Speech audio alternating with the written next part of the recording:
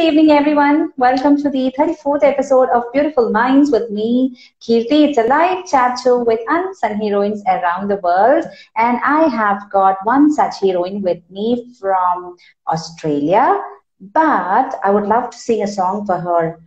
சென்னை செந்தமிழ் மறந்தே உன்னாலே சென்னை செந்தமிழ் மறந்தே. So this is for Niveditha Manokaran. She's a doctor. She is a dermatologist, a veterinologist, a clinician, founder of Dr Niveditha Untaboos, and a lady from Chennai. So that's the reason I thought I should start this show today with a Tamil song dedicated to a Chennai Ten Tamil girl. Hi Niveditha, welcome to my show. Thank you so much. I'm so touched by that song. It's so lovely that you made an effort. Thank you. Thank you. Great. Thank you so much, Niveditha, for being a part of my show today. And let's move on. The moment when I have posted this post, there were a lot of questions which was coming for me. Like, now, who is this lady? And I said, you need to probably check her profile and then you'll understand what is it all about and why am I inviting this lady to my show. And I would love to just share the incident when I met you for the first time. Maybe I met you again in an Insta live where I saw some interesting things being shared by you as a part of your profession, and that's when I thought I should definitely get you to my show and let people know that what is the story of this doctor whom I always call gorgeous, which you are. Thank you. All right, Nivi, let's move on and straight away get into your childhood days, because I'm sure that people would be curious to know about this doctor, where in the post I have already written that she was being tagged as a rebellious girl from her childhood days, and later on it just got rediscovered and now she is back. So I'm sure people are so curious to know more about you. Let's move on to your childhood days. Nivi, on to you. All right. So because you have mentioned particularly the rebellious point, I'm just going to talk about the bits where people actually thought I was very rebellious. So to start off with, I'm just, well, a lot of things happened and a lot of decision making for me happened after my mom was diagnosed with cancer and I was 18 years of age at that point. Which is very difficult, I think, for a single child, you know, that age for the mom to be diagnosed with cancer. And I think it was so hard for me. And it was a point where, you know, I wanted to, I had to decide whether I'm going to fall apart, cry, because my mother was my best friend and I'm the only daughter. And it was a very, very awkward situation and kind of put me in a place where I had to think, look, I mean, I was always very, very practical, like so practical in the sense, even when I prayed to God, I remember always, I would never pray to God like I should not have any problems. I'll always pray to God saying, give me problems so I can face them. Because I kind of like knew that having no problems is not a thing. No, everybody will have problems at some point in their life. So I was very accepting of it.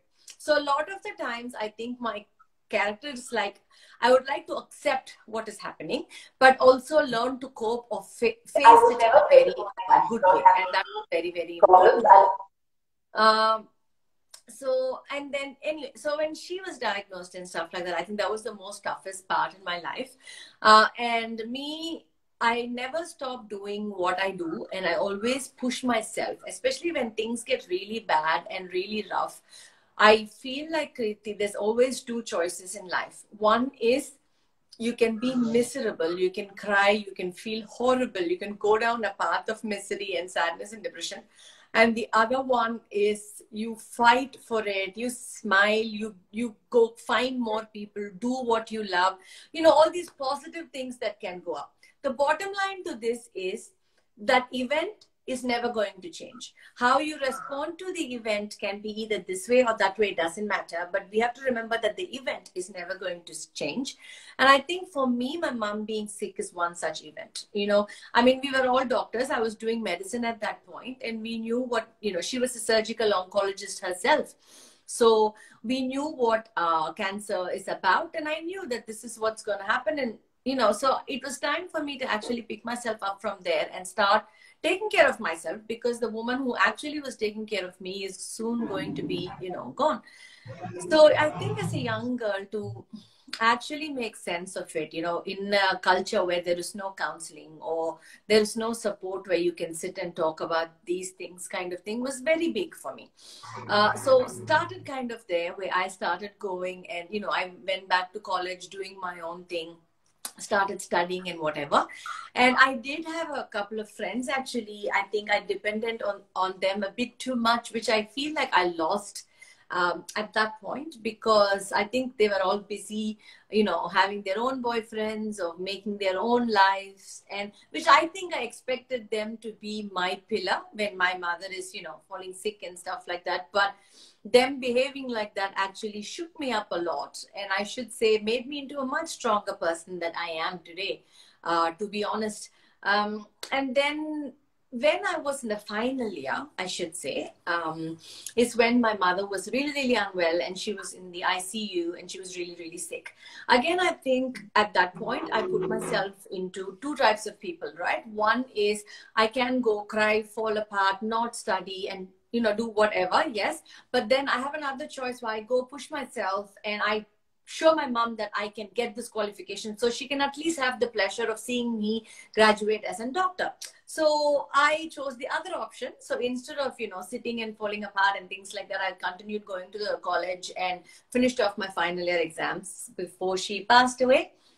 And after she passed away, again, people were coming and, when I was doing all this, I had people judge me throughout. And they always thought that Nivi is doing something that people normally don't do. I think people usually cry, they cry, they fall apart, which is absolutely a perfect emotion, and different people deal with it differently. But I feel like I don't cope with, if I'm going to deal with it like that, I feel like I will be a complete disaster. It's better for me to fight the battle with a smile rather than to go down the pathway of, depression and, feeling sad. I mean, you have a choice. And I chose the other pathway, which I think is fantastic for me today, like, thinking back at things. And then the other thing is when my mother passed away, I had like, a few things happened. One is people saying that you can't go out of the house for like 10 days. You have to be, locked in culturally and stuff like that, where I had to really put my foot down and say, no, I'm going back. So I went and joined, into my first, surgical posting and started doing my internship straight away, and which was fantastic. And again I had a whole bunch of people saying, oh my god, she never listens, we could say whatever, but she never listens. And I had another friend of mine getting married in a few days after my mother passed away, and I was wearing my silk sari, putting mehendi on, and going and attending the wedding. My friends totally had my back, and I had my friends' parents who did not mind me actually going to the wedding or anything like that. So I was just, out there completely doing what I want to do. And I had people, to say, you're not supposed to do this. Again, rebellious girl, she doesn't listen. Look how her mom has raised. And I'm like thinking, oh God, I'm trying to cope. Nobody for once actually came and asked me, how are you feeling because you actually lost your mom? You must be feeling horrible. Probably if somebody had stopped and asked me that, I would have probably, cried and cried. Yes, there's a good chance. But instead, people were constantly judging about how I was coping. All my coping mechanisms were basically judged. So I think, yeah, those things. And in the midst of all this, young 21-year-old had to get married. And they found me this person, that I was going to go and get married to, who just, refused, like did not talk to me, did not see me, did not like nothing at all. And I was very thinking, oh my God, why am I getting engaged to this person? And actually we had this grand engagement party. Everybody came, and actually this person didn't talk to me at the engagement. And then we worked at the same college, like in the same university. And then we used to go past each other and completely ignored me. And I went and told my dad that, something is really wrong because this is not normal. And trust me, I had a whole bunch of family sit around me and say that how some people can be really nice and really polite, and how they actually don't want to talk to a girl till they get married and all that bullshit. And I'm thinking, you must be kidding me. Like, have you seen me? Who is this person who's actually wanting to, wait till they get married? Who is this? So I kind of, told them, there's two things here. One is either he likes someone else, or he's having an affair with someone else, or he's gay. It's as simple as that. And he's just getting, and then I had this whole family say, oh my God, see how she's talking. She has no control over herself. In this rate, she will never be married. And, all this stuff. It was, it's okay to laugh today, honestly. But, as a young girl, it was really so difficult to actually fight your relatives and fight your family. And in fact, they should have been the protectors, rather than, do this. But instead, I had to take the step and say, no, no, no, in so many ways. I've been very lucky in that way. I've had some great family support in terms of cousins and some family who've been there for me all the time. Like till date, throughout my younger days, we used to play like babies to all throughout. They've been like a big pillar for me. They are still big pillar. They're my biggest strength. And honestly, I've had some fantastic friends throughout my journey. I've had some absolutely gorgeous friends throughout the journey who have been such big pillars. So me being able to make a lot of friends, I think is a positive thing. Like there are a bunch of people who can go down the wrong pathway if they've lost their mom when they're 21. There was still like, there was drugs, there was alcohol, there was a whole range of things that if you wanted to, go that way. And there was always saying, I lost my mom in a young age. That kind of a excuse was always there. But for me, I feel like, excuses like that's not good enough. Like I said, some things are not going to change. You have two choices. You can cry or you can smile. And I always feel like smiling is a better choice because the bottom line is not going to change, yeah. So great. Nivi, see, in the poster, it was been written that a rebellious girl. And then I hope you would have also noticed the second part comes with is that someone who wanted to change the people's thought about this rebellious girl decided to make some decisions or make some changes in her own life so that people will not call her rebellious. You started thinking to get others wrong, which I felt that was a wrong decision at that time, but which you realized later on and you just rediscovered yourself. Can you just share about that experience of trying to get yourself to be changes for others, which I think would be the greatest message, which we can let know many of the people around that it's not at all great to do that. Absolutely, absolutely. Because look, I want to say, because I think when I was very young, when I lost my mom, it was not only a traumatic event, but at that point, I felt like a lot of judgment was placed on me. And I had all these people who were actually saying, I have been in a couple of relationships as well, which has kind of broken up in the past. So I started feeling like, what's going on? Relationships are breaking up. Am I not likable? And then I had people tell me, you're breaking up this, engagement. You're never going to be married again. And I did have people say, oh my God, if you constantly go and rebel about things, if you say this is right, this is wrong, this shouldn't be done. And if you're that kind of I was a very outspoken girl, and I was very, like, it doesn't matter to me, girls or boys, friends are friends. I was that kind of a very straightforward person even then. And like you said, people were very judgmental about me. And, I still had great friends. I was that bunch, a couple of girls, who hang around with, 5 boys. I went, with the whole group of surgeons. We went to we went to Kodaikanal for a holiday, I remember. It was absolutely fantastic and gorgeous. But, and I was that kind of a, girl. I still am, I think, that kind of a person where I don't care. I am me. I'm a very friendly person and I'm very straightforward, and that's it. You get what you see. So that's a good thing, actually. So, and on saying all of that, I was constantly being told, like, you're not going to make this marriage deal if you don't, learn to compromise, or this and that. So the cultural push was there always. And then, people saying that she's rebellious and she won't make it, that kind of had an effect on me. And, also people told me, like, if your mother was here, things would be different. How would she do this? So they constantly made me question my decisions as to, will it be different if she was there? Will she ask me to do this? So it's really hard as a young girl from our culture, I feel, especially the culture that says that, whatever happens, marriage is, you have to, somehow pull this through. I mean, at least I feel like I grew up at that time when that is what I saw. I saw that and I learned that and I grew up and came through that way. And to be honest, I can't say it was all bad. So what I started doing is I started looking at positive things in the marriage. Like, for example, I had great in-laws who took fantastic, care of me. They really loved me and respect. So I thought, oh, that's very lucky. People talk about, bad in-laws and stuff. I'm very lucky I had them and stuff. And they always, because I didn't have a mom, they always came and helped me take care of my children and stuff like that. So I constantly started looking at the positives, which is fantastic, which I think life should be that way. So you should constantly, looking at positives is fantastic. But at the same time, I think I kind of put away a lot of what is an absolute no. If it was Navy of those times, it was the rebellious one, I don't think she would have ever tolerated violence. I don't think she would have ever tolerated abuse in any kind, whether it's verbal or emotional or physical. The day it happened, I think she would have said, that's it, out of here, kind of a person, But I think I kind of told me, don't do that, because that's what people are expecting you to do. People are expecting you to walk away from a relationship. And I told to myself that you have to prove people wrong. You got to make this marriage work somehow.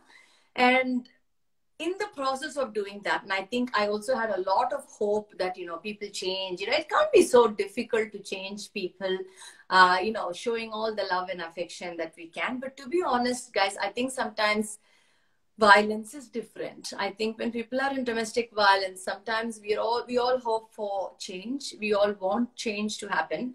But the bottom line is, I don't think that is something that's very easy, and that may not happen.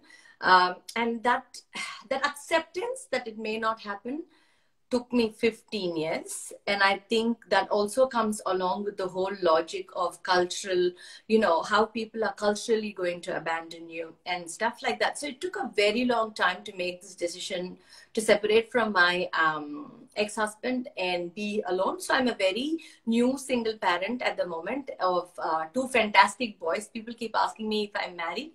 So I think that's a good thing. I want to say now, yes, I am, and I have been, but I'm mother of two boys, and my eldest is, you have a guess? Or did I tell you? I'm sure that people might be like, what? Married? Two kids?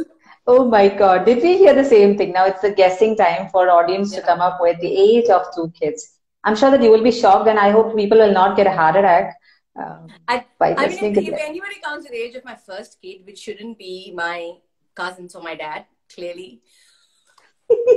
I think that's an audience out there, make a guess. Yeah. To guess the age of my eldest. I think I'm going to have less fan tomorrow, Kirti. People are not going to be following me. No, it doesn't matter at all. Now, people, you can just probably make a guess. 10 years. Okay. So close. People are guessing like 15 years of marriage, so 10 years, a 10-year kid. Okay. No.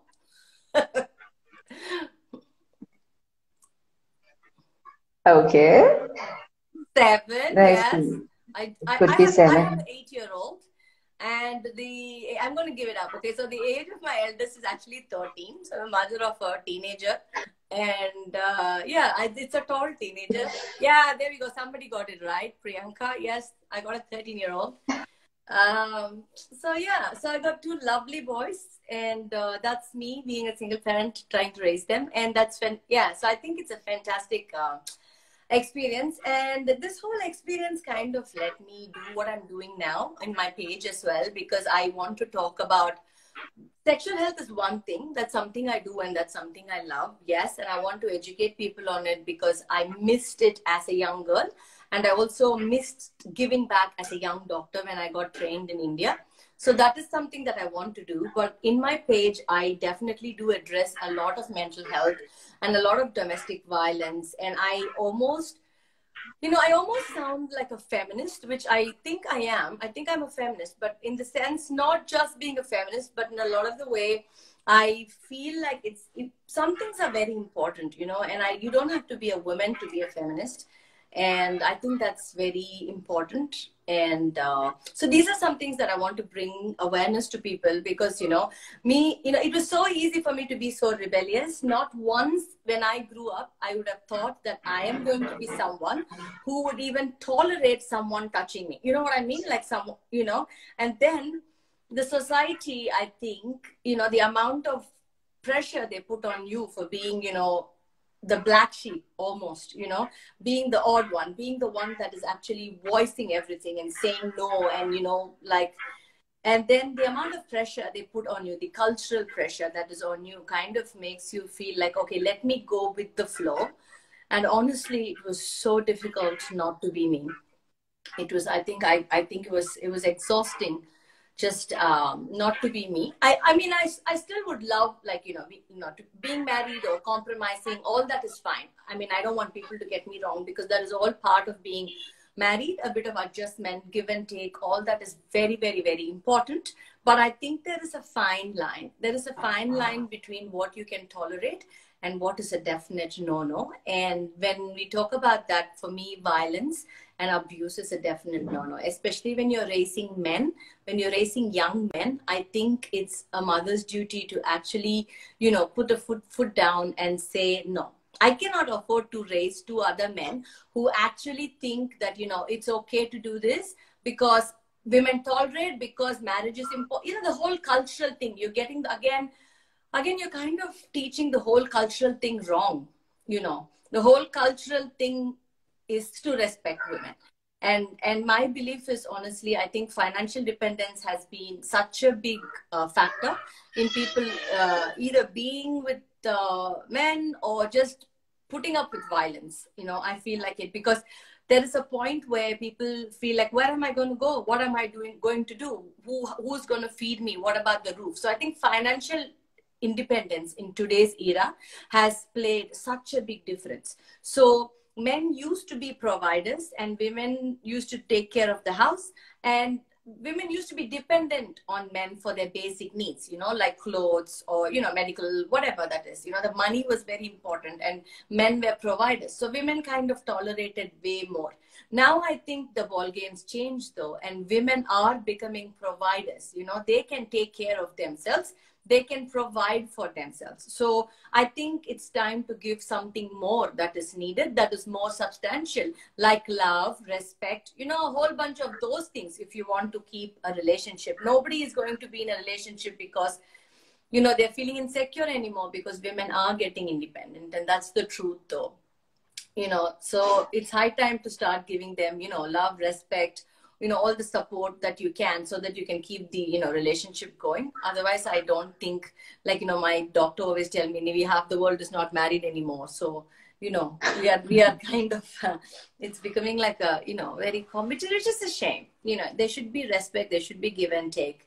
And it's nice to have a, good family unit. But I think the family unit is going to work only if you go beyond being a provider. Beyond the limits. Yes.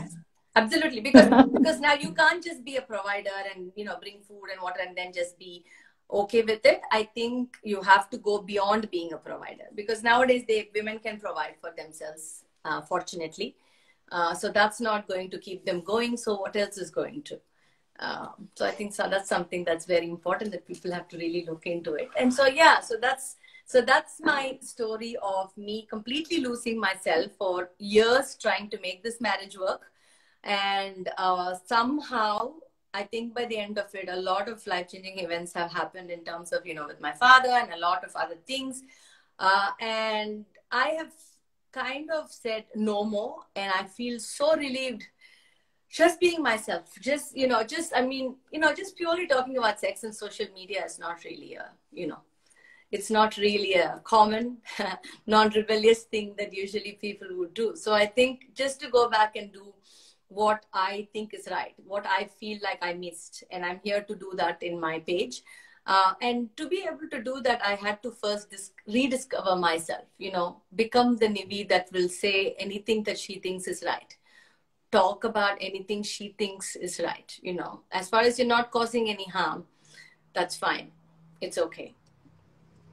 Usually, Nivi, I used to keep on asking my guests that, okay, now what is next? What is next? Here, I'm so happy that I don't have to do anything. Every single part is being done by you, by clearly explaining what we really wanted to convey to the people out there.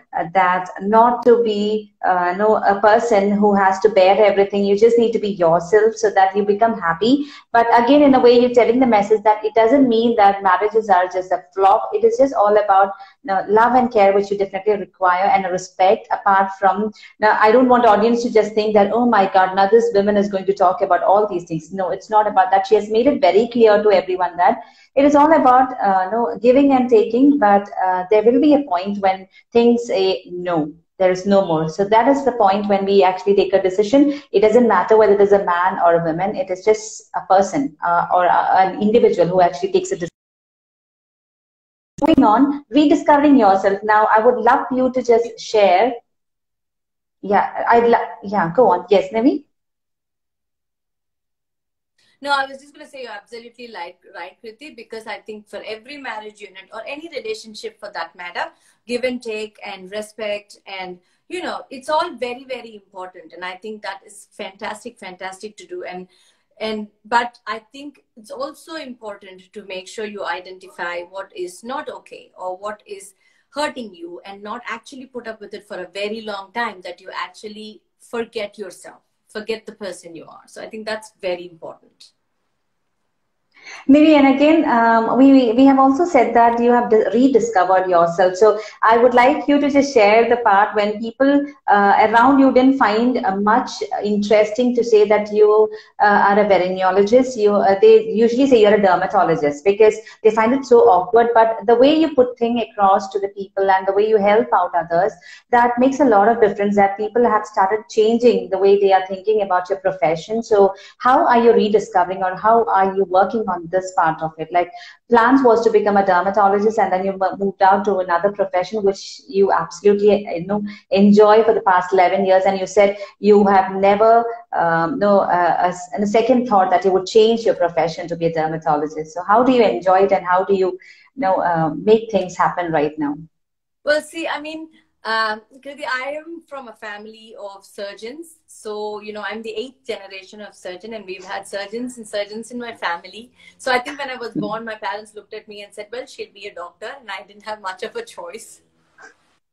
So I was going to take surgery up, and I think my dad kind of convinced me to take dermatology, because I think as a woman having all those night shift, odd hours and things like that, he said, why don't you take, because he's a plastic surgeon, he said, why don't you take dermatology and do more cosmetic surgery and minor surgeries rather than, bigger ones. So it keeps your personal life more flexible. So I took dermatology, and along with my derm qualification in India, we do sexual health, or what is called venereology. And that's how I got qualified for it. And then I got married and moved to Sydney, and I was looking for a job in dermatology. As like in any other place, I think dermatology was highly in demand, and that particular year I didn't get a job in dermatology. So instead I got a job in sexual health medicine, and I was actually even surprised to see that there is a whole department for this thing. And I thought, okay, it should be fun. Let's go and, I was all excited because, I was thinking, oh, well, it's different. Let's go and see what's happening in here. And I took that job, and like I told you, 11 years, I'm still doing that same job and absolutely love what I do. And I think it's also because it's absolutely fascinating. Like I said, as a young girl, me or my set of friends and my colleagues, there were so many of us who were dating at that time, or were sexually active, but we didn't have anyone to go and talk to, or to go and like parents or family beyond the question. Yeah, I mean, you can talk to your cousins, but they are as ignorant as you were. In fact, you were probably the doctor cousin who knew a little bit more about, these things. So actually there was no help. There was times when friends used to be worried about missed periods and, like, oh my God, what if I'm pregnant? And there was nobody who spoke about contraception and stuff. So as a young girl growing up, I could see that there is so much denial and judgment in the society, though all of us knew it was happening, and I'm sure there's a whole bunch of people who knew it was happening. But we were in denial. We don't want to know about it. We don't want to talk about it. If you're doing it, do it silently and then get out of here. That was the attitude. And that was really sad. And I feel like when I trained as a clinician, when I studied venereology for a profession and I was looking at STDs and STIs, even at that point, I did not ask the right questions.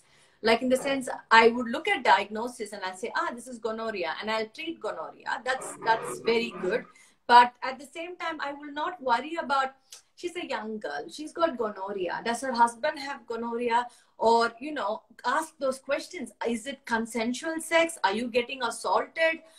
Do you have contraception in place? Nothing. I was not taught to ask any of these questions, and I did not. So when I came to Sydney and actually got trained to ask ginormous amount of questions that I ask these young people these days, and the amount of help, the amount of sexual assault counseling or STI screening, contraception, the amount of service that I provide to them kind of makes me feel like that's not fair, that, that back home it is happening. We have young people like this having sex, but so much denial and so many terminations and abortions where people are even happy to do it illegally and kill themselves is okay, rather than go and face someone and talk about them having sex. You know what I mean? That's how much stigma is associated with such a natural urge, such a natural phenomenon. And the whole process of associating somebody's morale with their sexual need, I think, is just ridiculous. I think that's ridiculous. The moment you feel like somebody is wanting to have sex or having sex, or immediately you associate it with their morale. Like even in Western countries, like even in Sydney, I myself have heard people say that, but he's my friend. He's such a nice guy. Well, he's still such a nice guy. It doesn't matter. He just has chlamydia, Like, I'm thinking, people immediately put STIs with not being a nice person or not a nice guy, but sexual needs or what people want in their sex life or how much sex they want to have has nothing to do with the personality they are or their character. And I think that is very, very important to educate. And I think that's what I want to do now. And that's how I've started this Untaboos. And I want to talk about, yes, everything sexual, but I really also want to talk about, domestic violence and sexual assault, mental health, and a whole range of other taboo topics, which is high time people start talking and normalizing it. And, I feel it's nice to talk in English, but to be honest, it's nice to talk in Hindi. And Tamil kuda pesna romba nalla irukum. So Tamillayum pesalam. So I want more Tamil followers actually vanda romba nalla irukum. And I know now I have so many people from Kerala actually. Which is so great. I'm going to learn Malayalam as well soon, I think. Super cool, Nivi. I think as you have spoken Tamil something, we had a request earlier to speak something in Hindi as well. So if you can just have 2 lines to increase your followers from North also, you can probably request in Hindi. Sure. So, मैं क्या बोलूं? So actually मैं सभी languages बात करती हूँ. मैं हिंदी भी थोड़ी थोड़ी मालूम है और इतना भी नहीं. तमिल बहुत बात करती हूँ मैं फिर भी. सो बहुत अच्छा है कि आप लोग सब मुझे फॉलो कर रहे हैं और चाहते हैं कि मैं हिंदी या तमिल में बात करूं. सो कभी कभी हो जाएगा. एंड मुझे मराठी भी आती है, तो मैं मराठी में भी बात करती हूँ. मेरा मदर टंग मराठी है. So my dad is Tamil. So तमिलू नल्ला तेरियो. सो तमिलैயும் பேசலாம். I won't say I know Kannada, but Kannada ಸ್ವಲ್ಪ ಗೊತ್ತು.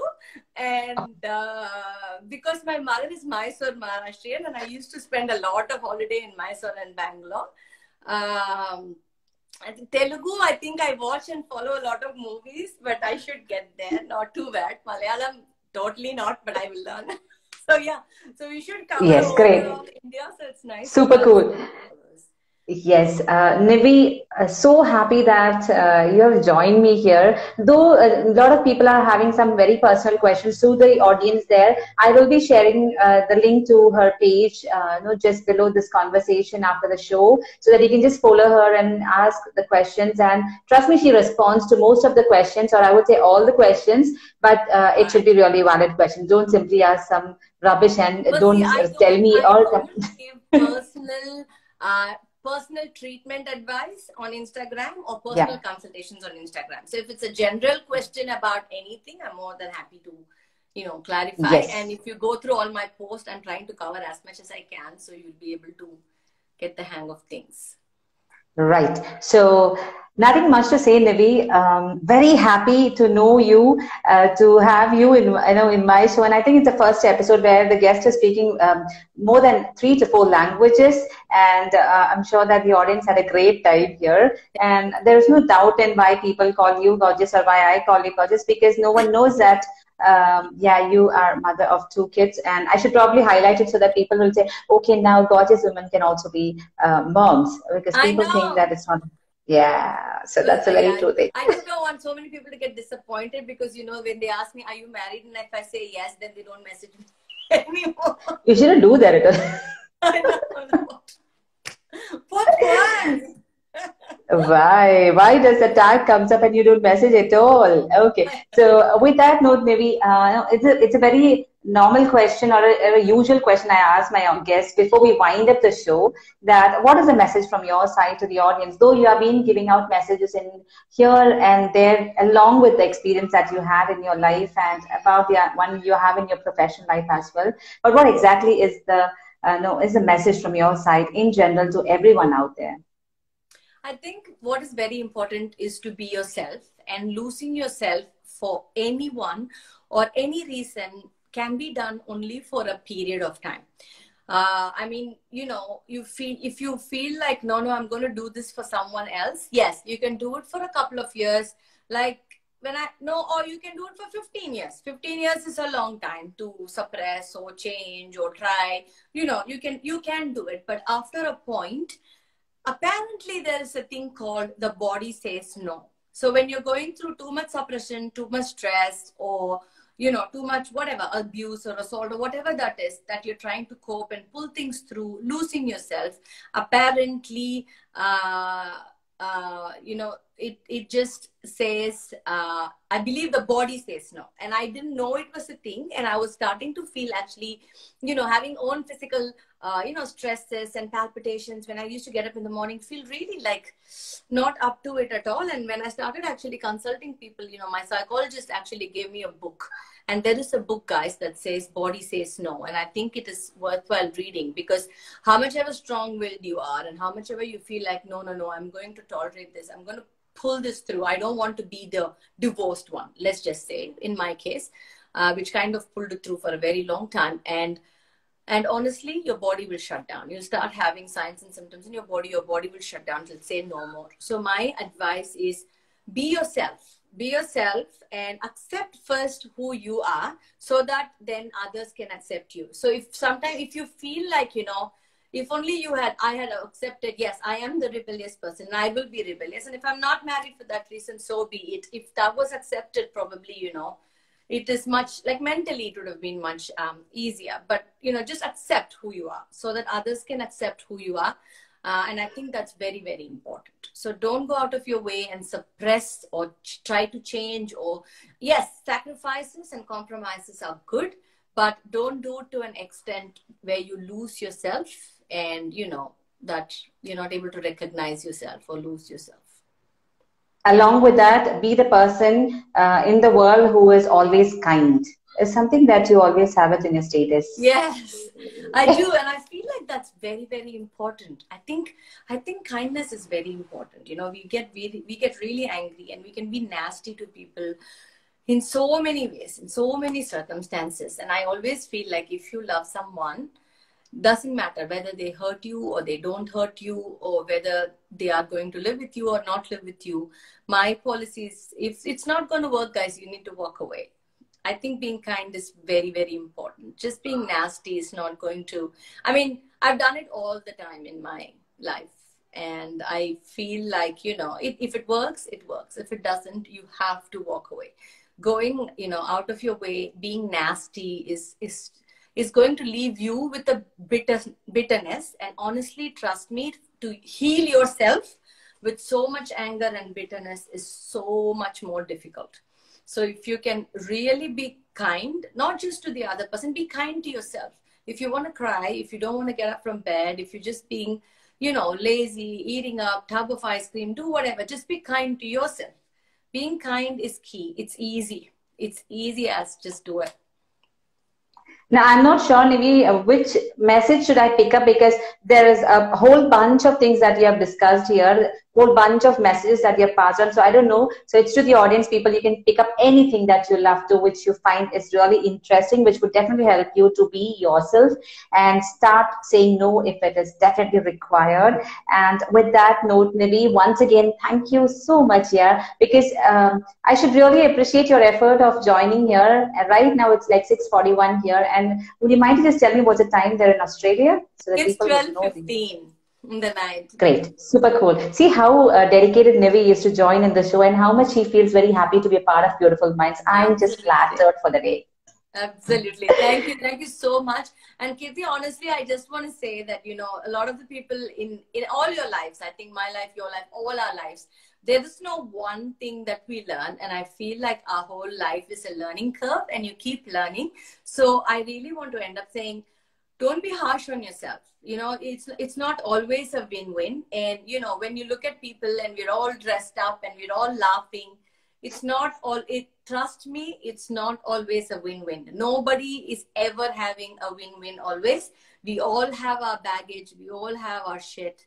And we just have to deal with it and cope with it in a different way. And wherever you can, just be kind and nice to each other and to yourself and move on. That's it.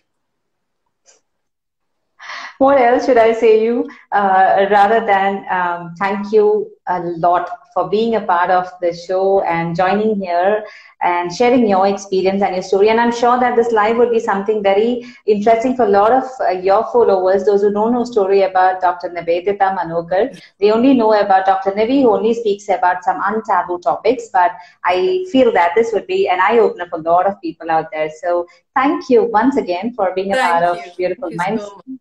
Thank you. And to the audience out there, as you have always done, and as I always thank you for keep supporting Beautiful Minds, do the same thing. Next weekend, you will again have another interesting guest with me with her own story. And until and unless...